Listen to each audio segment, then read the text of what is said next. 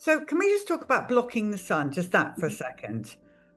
Our doctors, our good doctors that we have on CHGTV are telling us that sun is the most important thing. We've been lied to for years about sunscreen and how we really, when we're sick, just need to get out in the sun. And that's one of, and bare feet and all that kind of stuff.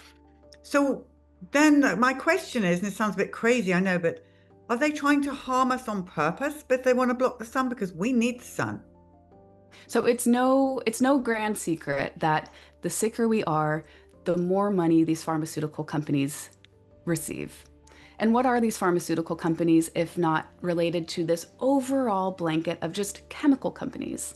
And so when you look at geoengineering, I mean, they're all interconnected. The chemicals that they're spraying in the sky are probably related to the chemicals that they're putting in our pharmaceuticals. So it's all one giant grand industry.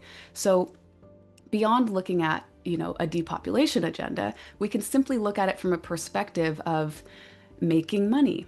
It's really easy for people to understand that corporations and industries exist to make money.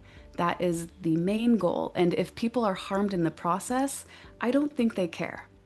And you put on top of that a depopulation agenda where the leaders of the world believe that we have a population crisis, which, of course, I've come to see is a complete myth. We're actually going to be in a population deficit before we know it due to the health effects of all these pharmaceuticals, of all these programs that are directly affecting our fertility. Dr. Andy Wakefield and Claire Dooley, and I also helped on the film Infertility, a Diabolical Agenda.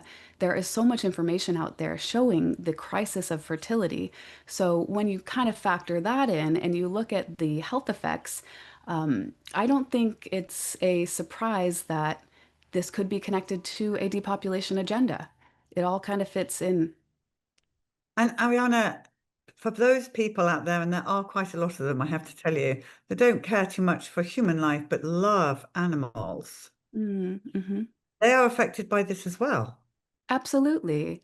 Oh my God. Okay. So this was one thing that we didn't put in the film, but there are, whew, my heart goes out because these are the Earth's innocents, the animals. And there are so many birds that we're witnessing. Just as one example, there is a crisis happening. Birds are dropping from the sky by the hundreds. No one's ever seen this before. Now, experts have every excuse in the book. It's a mystery. They don't know what is going on. They're saying, well, maybe it's the smoke from fires. Again, blaming climate change, and said, okay, maybe it's some sort of bird flu. And if it was something like this, maybe you'd find some dead birds. Yeah, sure. I'm sure this is impacting them in some way, but they're not all going to drop from the sky, hundreds at a time, by the dozens. I mean, up in Ohio, there were dozens of vultures that were just found on someone's lawn. That's Yeah. actually really interesting because with this bird flu nonsense that's going Mhm. on, I wonder if there's some correlation there between them spraying them and them dropping dead and this whole thing for bird flu and a bird flu vaccine. I don't know. Right. Well, so it's not just the spray, because again, the spray, if it was aerosols, I don't think this would cause mass death all at once. We know that it's a mass death that's occurring because there's video footage of it. Videos out in Mexico of just hundreds of birds dropping from the sky. And an expert came on and said, well, likely this is a vulture or some sort of predator that got into the flock.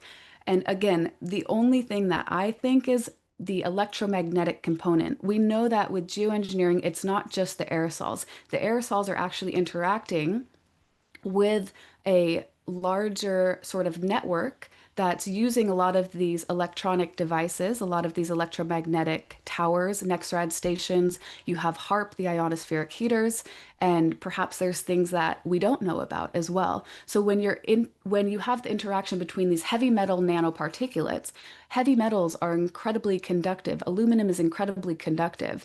So when you're using that in conjunction with a electronic radar system, you now have the ability to manipulate the airspace in ways that are going to be much greater than just say the aerosols alone. So that's kind of my theory when and a lot of other people are looking at this phenomenon occurring with the birds, and we think, okay, perhaps it's the electromagnetic suddenly being hit with a blast all of a sudden. And the reason I'm able to connect this is because I looked at what was happening with sonar technology with whales. So the military was blasting out acoustic frequencies in the waterways, and it was a way for submarines to communicate with one another, and they were experimenting with different sonar technologies, and the whales started beaching themselves. The whales are incredibly sensitive to frequency, and so the whales began beaching themselves, and that became a what was a mysterious phenomenon of whales essentially committing suicide.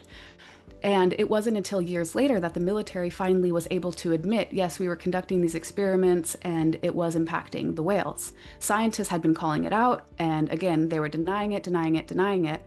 And so now that I see this happening with the birds, I said, okay, well, birds are obviously very sensitive to frequency as well. These tiny creatures, animals, are so sensitive. The canary in the coal mine, like literally the birds are so sensitive, and so are the honeybees. The honeybees are dropping dead in the same way that the birds are. We have a mass crisis in our pollinators, and that impacts all of us.